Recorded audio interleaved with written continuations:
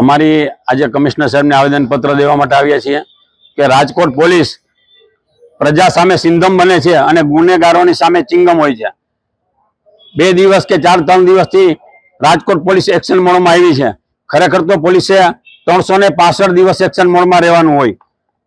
રાજકોટમાં દારૂ 18 રોડમાં મળે છે, ત્યાં તમારી સિંગમગીરી બતાવો, ત્યાં કેમ નથી બતાવતા?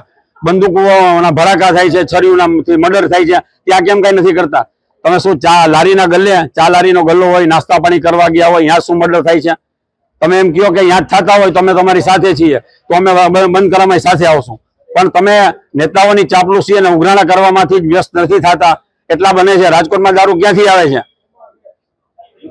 રાજકોટમાં અનેક જગ્યાએ દારૂ મળે છે, એમ છતાં પોલીસ ત્યાં નથી કરતી, કાંઈ હપ્તાખોરી સિવાય કાંઈ નથી કરતી। ન્યુસન્સ ને ભેગા ન્યુસન્સ છે।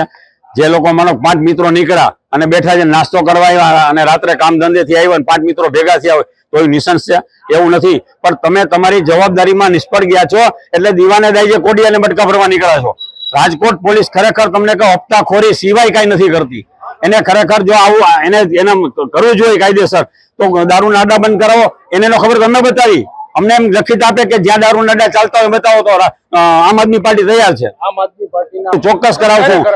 એ પોલીસ જ્યારે અમને લેખિત આપે કે તમે અમને દારૂના અડ્ડા ક્યાં ચાલે છે બતાવો, ત્યારે અમે એની ભેગા જશું। અમે જનતા રેડ કરીએ, સાંભળો, પણ પોલીસ શું કરે છે કે અમે માનો કે પોલીસને ફોન કરી સાહેબ આ જગ્યા ગુનો બને છે, એટલે તરત બીજે દી પોલીસ ખાતું એને ફોન કરીને કહી દે છે કે આ ભાઈએ ફોન કર્યો। તો એવા દાખલા પણ અમારી પાસે છે।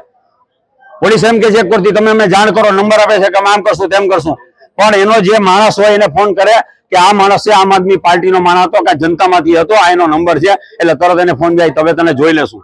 પોલીસ કે અમને બતાવો, જ્યારે પોલીસ કે ત્યારે, બાકી અમે તો રેડ પાડવા તૈયાર છીએ। પણ પોલીસ આવું કરે છે કૃત્ય, એ અમને બિલકુલ પસંદ નથી। અમે પાડશું, પણ આ પોલીસ છે ને એ ગુનેગારોને ફોન નંબર આપે છે। તમે સાંભળો મારી વાત, હું તમને શું કહેવા માંગુ છું। હું તમને કહું છે બજરંગવાડીમાં જેવો કિસ્સો બનેલો છે, આની પહેલા તમને કહી દઉં, પોલીસને કીધું હતું સાહેબ અમારા ઘર પાસે દારૂ વેચાય છે, આવો ગુનાહિત પ્રવૃત્તિ થાય છે, આવારા તત્વો ભેગા થાય છે, રાતે રિક્ષામાં બેહીને પીએ છે, ત્યારે એ પોલીસમેને એને ફોન કરીને કહી દીધું હતું કે ભાઈ આ માણસે ફોન કર્યો હતો, અમારા આમ આદમી પાર્ટીના જ હતા ભાઈ।